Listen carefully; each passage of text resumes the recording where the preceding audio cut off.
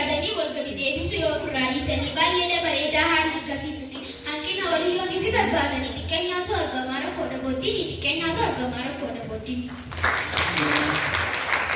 Rakkoo barattootaa ilaalanii furuunii ilaalcha isaa kan ta'e qabdee sirreessuunii biyya guddisuudhaan kana hin dagatiin galatoomaa martuu waan dhaggeeffataniif dhiifama nuuf godhaa yoo gaartanii dhiifama nuuf godhaa yoo Amile.